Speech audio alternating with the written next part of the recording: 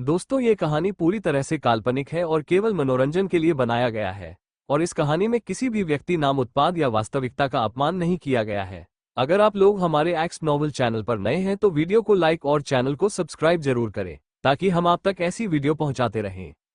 धन्यवाद। एपिसोड 11 से 15, वेदिका की परेशानी, पुणे, महाराष्ट्र। बख्शी इंडस्ट्रीज। वही पुणे की एक बड़ी फूड कंपनी के ऑफिस में एक आदमी काला सूट बूट पहनकर एक मीटिंग में एक प्रेजेंटेशन दे रहा था, और जैसे ही उसने वो प्रेजेंटेशन खत्म किया, कुछ विदेश के लोग थे जो तालियां बजाकर उसकी तारीफ कर रहे थे और कहते हैं, mister Kabir Singh Bhatia, it was brilliant, यानी यह बहुत अच्छा था। कबीर भाटिया, जो अब पहले से बहुत अलग दिखता है, छोटे बाल थे, ट्रिम की हुई दाढ़ी थी, जिसमें वो एक स्मार्ट बिजनेसमैन लग रहा था। आज वो एक कंपनी का सीईओ है। कबीर मुस्कुराकर कहता है, मैं बहुत खुश हूं कि आप लोगों को ये प्रेजेंटेशन अच्छा लगा। कबीर, जिसने कभी अपने आप पर ध्यान नहीं दिया था, अब वो एक उतना ही स्टाइलिश और अच्छा दिखने लगा था। और उसके बगल की कुर्सी पर बैठा विराट, जो अभी भी पहले जैसा ही था, पर आत्मविश्वास से भरपूर हो गया था, जो अपने भाई से सीखा था और अपने भाई से हाथ मिलाता है इस खुशी में कि डील उन्हें मिली। और तभी विदेशी क्लाइंट में से एक औरत, जो उस विदेशी कंपनी की मालकिन थी, कहती है, मिस्टर भाटिया, अभी डील तो आपकी है, पर हम यहाँ इंडिया आए हैं, हम इंडिया की संस्कृति जिसके लिए मशहूर है, हम उस बारे में भी जानना चाहेंगे। विराट बिना सोचे समझे उन्हें खुश करने के लिए उन्हें हाँ कह देता है, और मजबूर होकर कबीर को भी उसकी हाँ में हाँ मिलानी पड़ती है। और फिर कबीर बात आगे न बढ़े और उसे जाना ना पड़े, इसलिए बात घुमाने की कोशिश करता है और कहता है, हम आपको उस बारे में बता देंगे, अभी क्यों ना सेलिब्रेट किया जाए। और विराट को एक शराब की बोतल लाने को कहता है, जो कबीर के केबिन में थी। कबीर आज एक पूरी तरह बदला हुआ इंसान था। उसे औरतों से नफरत थी जिन्हें उससे कोई मतलब नहीं था, और शराब में डूबा रहता था। शायद वो आज तक उस गम को भुला नहीं पाया था, और उसके शराब के नशे से जो तमाशे हो रहे थे, जिस वजह से उसके परिवार वालों को जो बेइज्जती सहनी पड़ती थी, उस वजह से उसने अपना ट्रांसफर दिल्ली से यहाँ पुणे ले लिया था, आरव के पिता की कंपनी में। अब वो एक सीईओ था। कबीर एक गुस्से वाला भी बन गया, जिस वजह से घर में सबसे बस काम करता था। उसके घर वाले उसके गुस्से की वजह से उससे बात भी नहीं करते थे, सिवाय विराट के, जो एक ही था जो उसे काबू कर सकता था, और उसकी माँ, जो छुप छुप कर उससे बात करती थी। विराट बोतल लेकर आता है और सभी वाइन पीते हैं, और फिर वो सारे विदेशी क्लाइंट वहां से चले जाते हैं, और फिर उस कमरे में बस विराट और कबीर थे। और विराट पर चिल्लाते हुए कबीर कहता है, तू पागल है क्या? क्या जरूरत थी उनको घुमाने की? विराट कबीर को शांत करते हुए कहता है, भाई, सबसे पहले आप थोड़ा शांत हो जाओ। कबीर कहता है, थप्पड़ खाएगा तू। यह मिस स्मिथ खुद अपने पति की कंपनी को उससे हड़प लिया और अब अपने बॉयफ्रेंड के साथ कंपनी चला रही है, और अगर कंपनी का सवाल ना होता तो मैं मिलता भी नहीं इनसे। विराट उसे शांत करते हुए कहता है, अरे भाई, मेरी बात तो सुनो। आप देखो, यहाँ ऑफिस में पिछले 2 साल से काम ही कर रहे हैं, और इतना अच्छा घूमने का मौका मिला है तो कैसे छोड़ता मैं। और भाई, हमें सिर्फ अपने काम से मतलब है, उन्हें अपनी निजी जिंदगी में जो करना हो वो करे, हमें क्या। कबीर चिढ़कर कहता है, हाँ, और उनको लेकर अब तू ही जाना, तुझे जहां ले जाना हो वहां। विराट मुस्कुराते हुए कहता है, अरे भाई, हम दोनों जाएंगे, यही अपने बाप्पा के मंदिर जाते हैं, ऑफिस के पास भी है, उन्हें दर्शन करवा देंगे, और एक महाराष्ट्रियन लंच, और फिर दोपहर तक उनकी फ्लाइट है, फिर सब खत्म। कबीर गहरी सांस लेता है और कहता है, तेरी बात पर भरोसा कर सकता हूँ, इतनी बड़ी मुश्किल में डाल दिया पहले ही तूने। अगर नहीं जाऊंगा तो डील पर असर होगा, जो मैं नहीं चाहता। ओह भाई, आप भूल रहे हो, आपके बाद पूरा ऑफिस में संभालता हूँ। कबीर उसकी बात को अनदेखा करता है और कहता है, ठीक है, पर कल के कल सब खत्म कर, और इनको भेज, दिमाग खराब कर देंगे मेरा, और तुझ पर भड़क दूंगा मैं। विराट उसे हाथों से इशारे कर शांत होने को कहता है, आराम से भाई, आराम से। अदिति के दादी का घर। शिव और अदिति दोनों घर पहुंचते हैं और आंगन में गाड़ी लगाते हैं। वैसे ही वहां पर एक 4 साल का लड़का उस घर की बड़ी सी सीढ़ियों पर बैठा हुआ होता है, और उन्हें देखकर अंदर से घर के लोगों को पुकारता है, उन्हें बाहर आने को कहता है। घर पुराने घरों जैसा था, गांव का घर जो था। तभी अंदर से एक बूढ़ी औरत बाहर आती है, जो विधवा थी, और नैना वहिनी, शिव की बीवी, और अदिति के काका काकू, शिव के आई बाबा, और सभी औरतें साड़ी पहने हुई थी, और शिव के पिता शर्ट पैंट में थे। उन सभी के पीछे से सलवार कमीज पहनी वेदिका, 23, शिव की बहन, भी आती है, और वहीं से कहती है, ताई, अंदर मत आना, आप बाहर ही रहो, मैं यहाँ कल से आपका इंतजार कर रहा हूँ और आप अब आए हो। तभी वो बूढ़ी औरत जो वहां खड़ी थी कहती है, ए पागल, चुप कर, और घर के एक नौकर को लाल मिर्च लाने को कहती है, और अदिति भी पास जाती है, और वो औरत यानी अदिति की दादी अपनी पोती की नजर उतारती है और उन मिर्चियों को जलाने को कहती है, और अपनी पोती को कसकर गले लगाकर अंदर आने को कहती है। और दादी की यह हरकत देख वो 4 साल का शिव और नैना का लड़का भावेश और उसकी बेस्ट फ्रेंड वेदिका बुआ दोनों गुस्से से अंदर चले जाते हैं। अदिति उनको अंदर जाते देखती है, पर पहले वो बाकी लोगों के लिए लाए हुआ तोहफे उन्हें देती है और उन लोगों के साथ बात कर बाद में उन दोनों के पास जाती है और कमरे में जाकर उन दोनों से माफी मांगती है और उन दोनों को गुदगुदी कर हंसा देती है और अदिति लाए हुए तोहफे उन्हें देती है। तोहफा देख भावेश खुश होकर अपनी बड़ी दादी के पास जाता है, तोहफा तोहफा चिल्लाते हुए, और वो दोनों उसे खुशी से झूमते हुए जाते देखती है। और उसके जाने के बाद अदिति वेदिका से पूछती है, वेदू क्या हुआ है? वेदिका गहरी सांस लेकर कहती है, आपको तो बता ही दिया होगा आई और बाबा ने, पर मुझे अभी शादी नहीं करनी है। मेरा मतलब ताई, अभी सिर्फ पिछले महीने मेरा कॉलेज खत्म हुआ है और ये लोग शादी की बात कर रहे हैं। आपको देखो, मुझे आपकी तरह काबिल बनना है, फिर शादी। अदिति वेदिका से कहती है, वो लोग तो चिंता करेंगे न, वो घर के बड़े हैं और तू जानती है मेरे साथ क्या हुआ, इसलिए तुझे लेकर थोड़े परेशान है। वेदिका कहती है, ताई, पर अदिति उसकी बात काट देती है और कहती है, ठीक है, मैं ये भी मानती हूँ खुद के पैरों पर खड़ा होना भी जरूरी है और इसलिए मैं उन्हें समझाऊंगी, पर तुझे एक वादा करना होगा हम सबसे कि जो गलती मैंने की वो तुम नहीं करोगी। वेदिका मुस्कुराती है और उसे गले लगाकर कहती है, मैं जानती थी आप ना मेरे सब परेशानी का हल हो। वेदिका और अदिति दोनों के बीच 4 साल का अंतर था, पर वेदिका अदिति को सब बताती थी, जिस वजह से वो दोनों एक दूसरे पर बहुत ज्यादा भरोसा करती थी। अदिति उसकी बात पर मुस्कुराकर कहती है, इतनी आसानी से नहीं मानने वाली मैं। वेदिका इतराकार कहती है, अरे तो कल आपके हॉस्पिटल के आने के बाद बाप्पा के मंदिर चलते हैं, पूरी ट्रीट आपको मेरी पॉकेट मनी से। क्या होगा कल? क्या अदिति और कबीर एक दूसरे से मिल पाएंगे या नहीं, जानने के लिए देखते रहिए दिल है कि मानता नहीं, सिर्फ और सिर्फ हमारे YouTube चैनल पर। पहली झलक। अगले दिन अदिति अपने पेशेंट को चेक करती है और उनके थोड़े बहुत खाने के नखरे को झेलती है और अपने दोस्तों से मिल घर वापस चली जाती है, जहां आज वेदिका ने जामुनी रंग का सूट पहना होता है और बालों में गजरा लगाया हुआ था, जिसमें वो बहुत सुंदर लग रही थी और हॉल में बैठे बैठे अपनी ताई के आने का इंतजार कर रही थी। और तभी वहां दादी आती है, जो हमेशा लड़कों की तरह रफ टफ रहने वाली वेदिका को देखकर चौंक जाती है और हैरानी से उससे पूछती है, किसी की शादी है? वेदिका अभी भी उनसे नाराज थी उसकी शादी की बात को लेकर और थोड़ा गुस्से से ही जवाब देती है, नहीं। पर आप क्यों पूछ रहे हो? दादी कहती है, नहीं, तुम हमेशा जीन्स और टॉप में रहती हो, फिर आज ये सब। वेदिका कहती है, दादी क्या है ना, मैं ताई के साथ बाहर जा रही हूँ, इसलिए अब आप हमें जाते हुए मत टोको। और अदिति आ जाती है, जो दरवाजे में पूरी तरह हैरान होकर खड़ी थी अपनी बहन को देख और कहती है, ओह माय गॉड दादी, वेदू कितनी प्यारी लग रही है। दादी कहती है ना बेटा, इसलिए इसको शादी करने को कह रहे हैं। अदिति कहती है, दादी अभी छोटी है, वो करने दो उसे जो करना है। वहां अब फिर से वेदिका के बारे में बात होने वाली थी, इसलिए वेदिका उन दोनों की बात काट देती है और कहती है, ताई जल्दी चलो, आप फ्रेश हो जाओ, हम चलते हैं, और खींचते हुए उसे उनके कमरे में ले जाती है। दादी उन्हें गाड़ी ले जाने को कहती हैं, क्योंकि अदिति गाड़ी चलाना जानती थी, पर वेदू उन्हें मना कर देती है और अपनी स्कूटी पर अदिति को लेकर जाती है। मंदिर में अदिति और वेदिका दोनों मंदिर पहुंचते हैं। उधर से 2 बड़ी गाड़ियां आती है, जिसमें एक में कबीर था और उसके विदेशी क्लाइंट और दूसरे में विराट था और एक गाइड जो मराठी और हिंदी जानता था और उन्हें वो सब उस मंदिर के बारे में बता रहा था। वो दोनों वहां आते हैं। कबीर को वहां बड़ा अजीब सा लगता है, क्योंकि वो ऐसी जगहों पर कम ही जाया करता था, और इसलिए विराट को एक बाजू में लेकर कहता है, ये गाइड इनको सब समझा देगा, मैं मंदिर में दर्शन कर लेता हूँ और कार में जाकर बैठता हूँ, अगर यह पूछे तो उन्हें बता देना मेरी तबीयत ठीक नहीं है।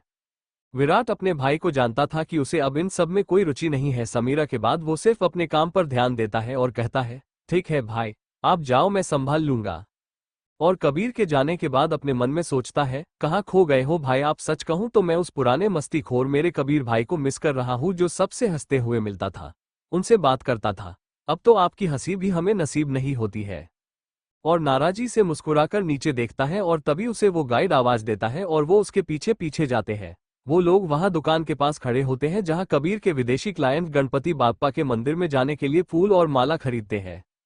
वहीं 2 दुकान दूर वहां 2 लड़कियां खड़ी थी और उनमें से एक जोर से चिल्लाकर मराठी में उस दुकान वाले से कम दाम लगाने को कह रही थी। वो थी हमारी सबसे खूबसूरत दिखने वाली वेदिका, जो आज किसी परी से कम नहीं लग रही थी। उसके बाल जो उसकी कमर के थोड़े ऊपर तक आते थे, और आज उसका जामुनी सलवार सूट जिसमें वो बेहद खूबसूरत लग रही थी। और उसके बगल में खड़ी हुई अदिति, जो उसे शांत करने की कोशिश कर रही थी। वेदिका दिखने में अदिति से थोड़ी ज्यादा सुंदर थी और उसके साथ उसके पास एक अच्छा फिगर भी था। विराट वही खड़ा था और वो उन्हें देख सकता था, और उसे वैसे लड़ते झगड़ते देख मन ही मन में मुस्कुरा रहा था। विराट को पहली नजर में वेदिका पसंद आ गई थी, और वेदिका की शुद्ध मराठी सुन रहा था, जिसमें संस्कृत भी थी जो उसे जरा भी समझ में नहीं आ रही थी। उसके लड़ाई की वजह से परेशान होकर अदिति अपने मोबाइल से उस दुकान वाले के पैसे दे देती है और पूजा की टोकरी लेकर उसे खींचते हुए वहां से लेकर चली जाती है। विराट उन्हें जाते हुए देखता है और उसके पीछे जाना शुरू करता है। तभी वो गाइड उसे आवाज लगाकर कहता है, अरे सर आप कहाँ जा रहे हैं, दुकान वाले का पेमेंट तो कीजिए। और विराट पैसों के चक्कर में उन दोनों को खो देता है। अदिति वेदिका को इसके बर्ताव को लेकर डांट लगा रही होती है और मंदिर के अंदर जा रहे होते हैं, पर तभी वेदिका को याद आता है कि वो तो अपने गाड़ी की चाबी वही भूल गई है और कहती है, ताई आप मंदिर में जाओ, मैं चाबी लेकर आती हूँ। उस दुकान वाले से लड़ाई के चक्कर में मैं चाबी वही भूल गई। अदिति उसके झल्लीपन को देख कहती है, क्या करूं मैं तेरा, ठीक है पर अब उससे लड़ते मत बैठना और 2 मिनट में दौड़कर वापस आ। वेदिका कहती है, हाँ हाँ ठीक है आप जाओ।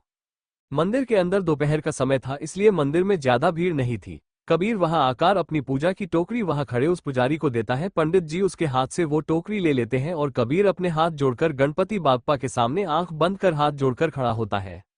वहीं उसके बगल में अदिति भी जाकर खड़ी हो जाती है, जो पंडित जी कबीर ने लाई हुई पूजा करती देखती है और फिर अपने बगल में खड़े कबीर की ओर देखती है जिसकी वो टोकरी थी, और फिर वापस से गणपति बाप्पा की ओर देखती है जहां पंडित उसे उसकी टोकरी मांगते हैं, और फिर अदिति अपनी टोकरी पंडित को देती है और वो भी कबीर की तरह आंख बंद कर खड़ी हो जाती है।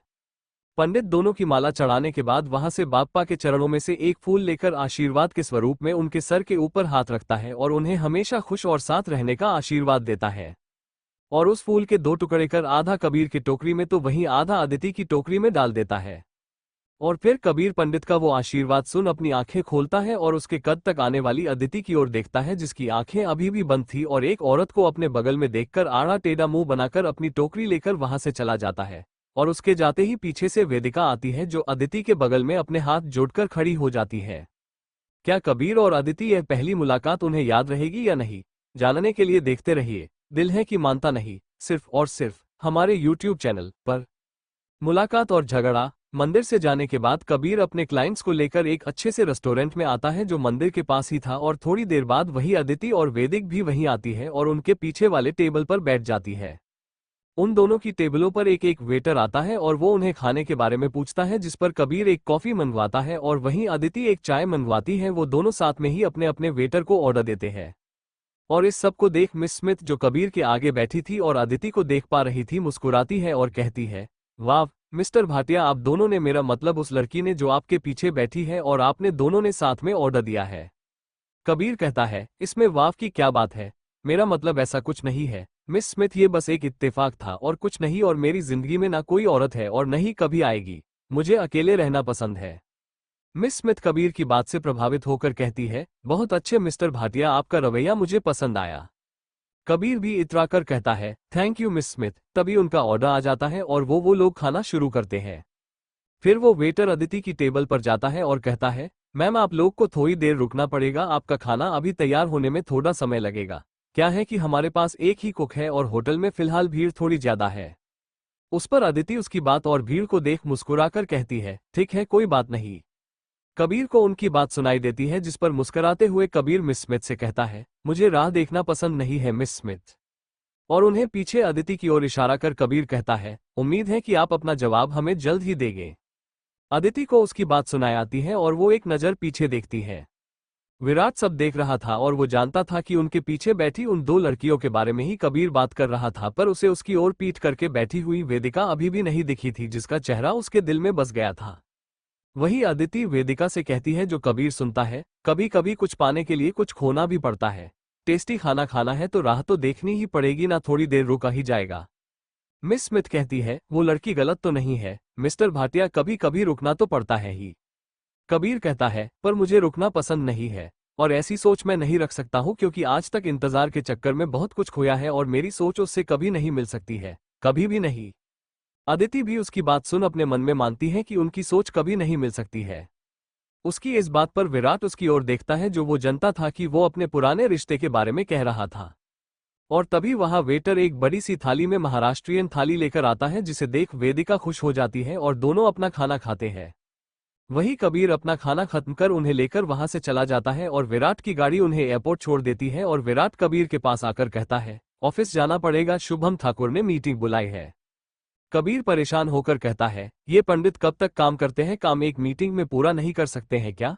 शुभम ठाकुर एक ब्राह्मण था, इसलिए कबीर उसे पंडित कहता था। विराट कहता है, भाई छोड़ो वो सब, वो बस हमारा सप्लायर है, बहुत जरूरी आदमी है, चलते हैं। कबीर और विराट ऑफिस जाते हैं और अदिति और वेदिका अपने घर वापस जाते हैं। शाम का वक्त, वेदिका अदिति से पूछती है, ताई पानीपुरी खाने चले अभी? अदिति हैरान होकर उसकी ओर देखती है और कहती है, इतना बाहर का खाना खाया है और अभी भी बाहर का ही खाना है। वेदिका प्यारी सी मनाने वाली शक्ल बनाकर प्यार से कहती है, चलो ना फिर, पुणे में आपके साथ खाने को कब मिलेगा, कल तो आप वापस जा रहे हो। अदिति कहती है, वेदू कल जाएंगे ना, अभी जाते हैं ना प्लीज। उस पर वेदिका मासूम सा चेहरा बनाकर अदिति को मनाती है। अदिति उसको जरा भी मना नहीं कर पाती है और रात के सोने के कपड़ों में ही वो दोनों पानीपुरी खाने जाती है, जहां अदिति ने कुर्ती और पजामा पहना था और वहीं वेदिका ने टी शर्ट और पैंट पहना था। वहीं कबीर रात के 9 बजे एक होटल में से मीटिंग पूरी कर विराट के साथ निकल रहा था, घर वापस निकल रहा था और गाड़ी का दरवाजा खोलकर खड़ा होकर गाड़ी के पास फोन पर बात कर रहा था, पर तभी अपनी ताई के साथ बातें करने में गुल वेदिका आगे नहीं देखती और सीधा गाड़ी कबीर के पांव को ठोक देती है, जिससे उसके गाड़ी पर थोड़े बहुत निशान आ जाते हैं। और अदिति उसे ऐसा करता देख गाड़ी से नीचे उतरकर उस पर चिल्लाती है और कहती है, कह रही थी मैं गाड़ी पर ध्यान दे। और कबीर जो दर्द से चीख रहा था उसे देख विराट गाड़ी से बाहर निकलकर कबीर को गाड़ी की सीट पर बैठाता है। और तभी कबीर जोर से चिल्लाते हुए कहता है, तुम अंधी हो क्या, दिखाई नहीं देता है क्या? वेदिका और अदिति दोनों उसे से माफी मांगती है। अदिति बड़ी थी, इसलिए वेदिका जो चुप जरा भी नहीं रहती और हमेशा उल्टा जवाब देती है, इस बार गलती उसकी होने पर उसे चुप रहने के कहती है और बस सॉरी बोलती रहती है। अदिति मामले को संभालने की कोशिश करती है और कहती है, सर प्लीज हमें माफ कर दीजिए, हमारी गलती है, हमें प्लीज माफ कर दीजिए, हम आपकी गाड़ी का खर्चा भी देंगे। कबीर चिल्लाते हुए कहता है, अगर चलान नहीं आता तो मत चलाओ, और वैसे भी तुम औरतों को तो लाइसेंस देना भी नहीं चाहिए। इस बात से अदिति का दिमाग खराब हो जाता है, क्योंकि वो माफी मांग रही थी और कबीर बात को कहां से कहां ले जा रहा था और कहती, हम अपनी गलती के लिए माफी मांग रहे हैं और आपको हम लड़कियों की ड्राइविंग पर अपना सुझाव देने की जरूरत नहीं है। कबीर कहता है, तो अपनी गलती मान लो कि तुम लड़कियां गाड़ी नहीं चला सकती हो। विराट कुछ नहीं कहता, वो बस वेदिका को देख अपने मन ही मन मुस्कुराता है और फिर कबीर की ओर देखता है जिसका गुस्सा बढ़ता जा रहा था। उसे देख वो उसे शांत करते हुए कहता है, भाई जाने दो, उनसे गलती से हो गया सब कुछ। कबीर उसकी ओर गुस्से से देखता है और तभी कबीर विराट पर भड़कते हुए कहता है, तू पागल है जो कह रहा है, इन्हें जाने दूं मैं। उसे देख गुस्से में अदिति पास वाले एटीएम में जाकर वहां से 30,000 रुपए लाकर पैसे कबीर के हाथ में थमा देती है और उससे कहती है, अब इस तमाशे को मत बढ़ाइए, सभी लोग देख रहे हैं और पुलिस आने से पहले निपट जे तो अच्छा है। कबीर उसके हाथ में पैसे थमाने पर अदिति की ओर घूर के देखता है और कहता है, आपके पैसे आप खुद अपने पास रखिए, मुझे आपके पैसों की जरूरत नहीं है। अदिति भी इतराकर टशन में कहती है, हाँ आपको इनकी जरूरत नहीं है, पर नुकसान हमारे हाथों हुआ है तो प्लीज आप इसे ले लीजिए।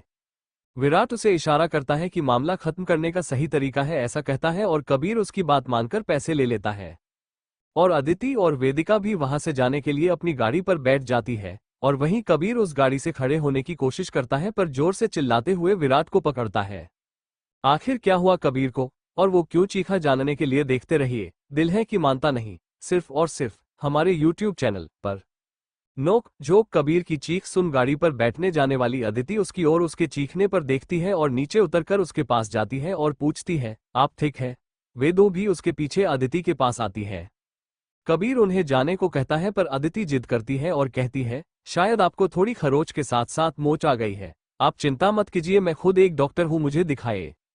कबीर जो विराट के सहारे खड़ा था उसके हाथ जोड़कर कहता कहता है, तुम ही चोट मारोगी और तुम ही इलाज करोगी, मुझे आपसे इलाज नहीं का करवाना, आप यहां से जा सकती हैं, और भी डॉक्टर हैं जिनसे मैं इलाज करवा सकता हूं।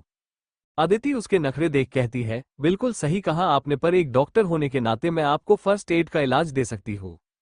कबीर उसकी बात को अनदेखा करता है और विराट के सहारे आगे जाने की कोशिश करता है, पर फिर से चीखता है, जिस पर विराट उसे देख कहता है, भाई अगर वो डॉक्टर है तो उन्हें इलाज करने दो।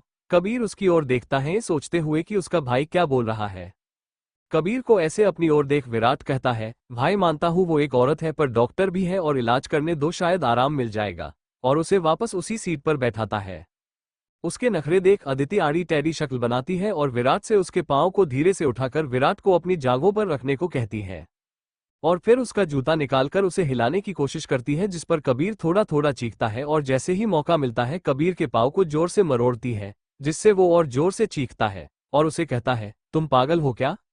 अदिति उसके जोर से चीखने पर हैरान हो जाती है, पर उसकी बातों पर ध्यान नहीं देती और उसे पाँव हिलाने को कहती है। उसके कहने पर कबीर अपना पाँव हिलाता है, जो बिल्कुल ठीक हो गया था, पर उसमें दर्द अभी भी था। पर वो खड़ा होकर चल सकता था और गाड़ी में दूसरी साइड जाकर बैठ जाता है, क्योंकि गाड़ी अब विराट चलाएगा।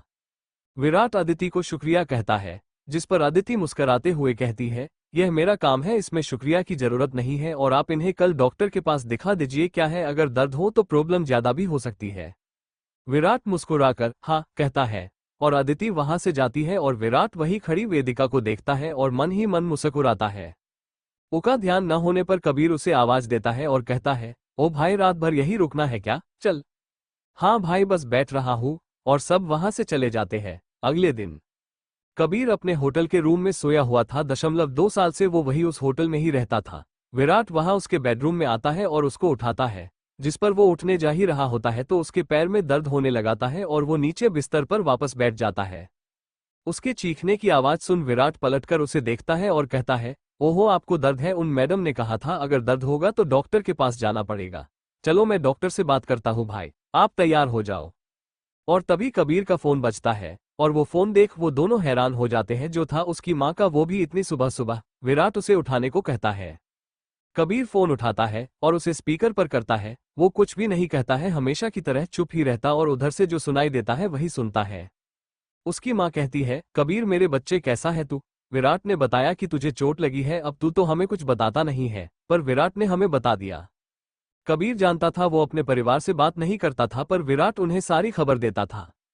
खैर बेटा, तेरी बहन की सगाई है और तू अब तक अपने जीजा का नाम भी नहीं जानता है।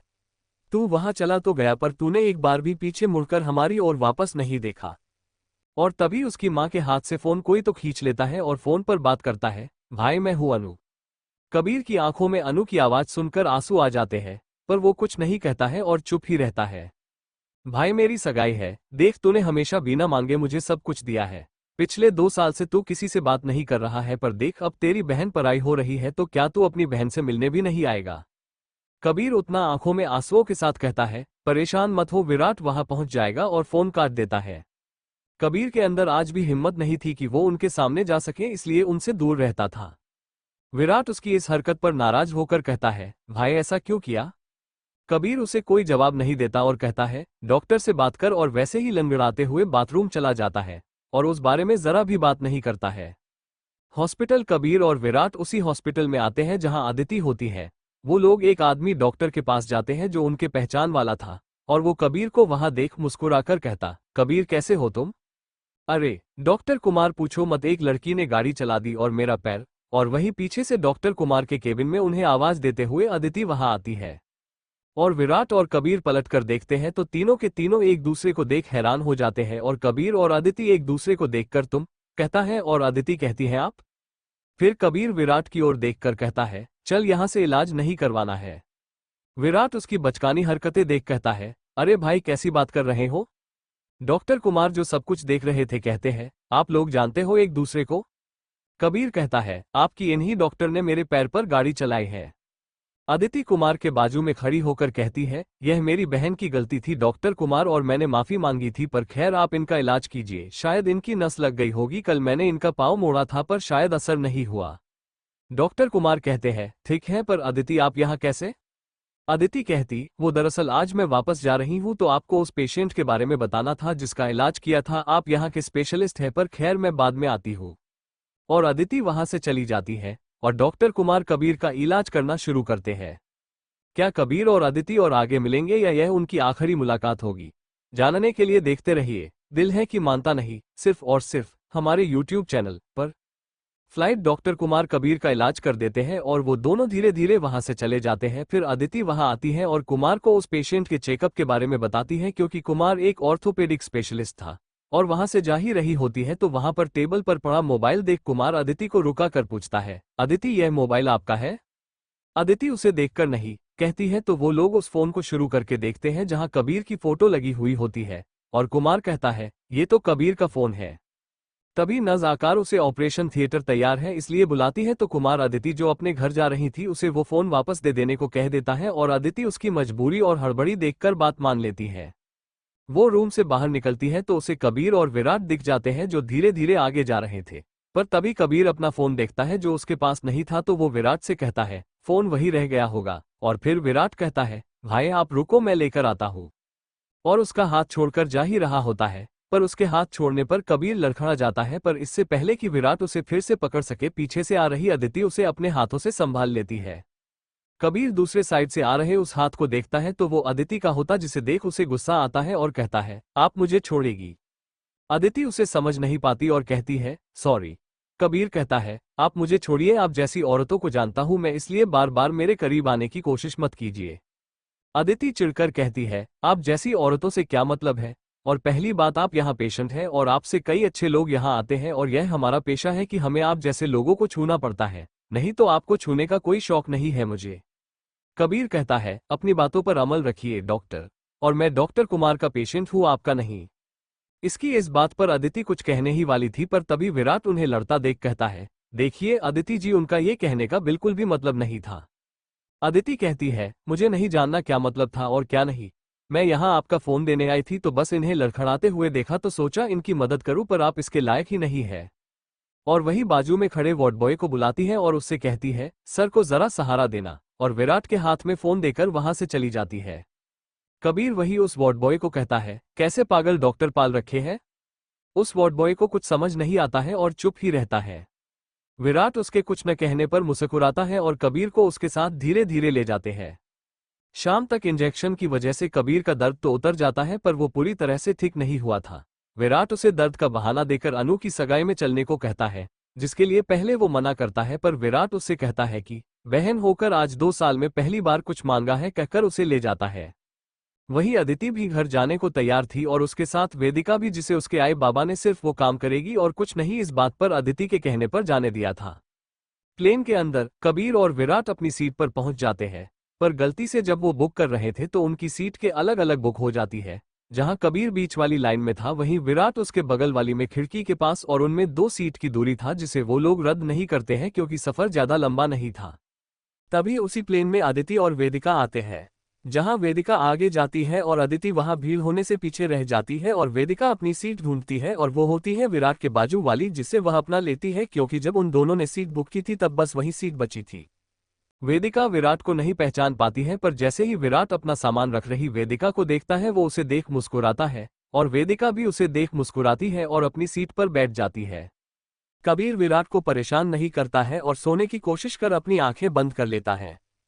वही विराट वेदिका से कहता है शायद हम पहले कभी मिले हैं। वेदिका उसे देख पहले मुस्कुराकर कहती है मुझे नहीं लगता है, और आप ये फिल्मों की लाइन मारना बंद कर सकते हैं। विराट कहता है नहीं, सच में आपको याद नहीं, आपने एक्सीडेंट किया है मेरे भाई का। और फिर वेदिका को याद आता है ओह वो आप थे, जी नहीं मेरे भाई, और कबीर की ओर इशारा कर उसे दिखाता है। फिर वेदिका को सब कुछ याद आ जाता है और कहती है प्लीज मुझे उस दिन के लिए माफ कर दीजिए। विराट मुकुराकर कहता है कोई बात नहीं, अभी वो ठीक है, वैसे तुम अकेले कहीं जा रही हो।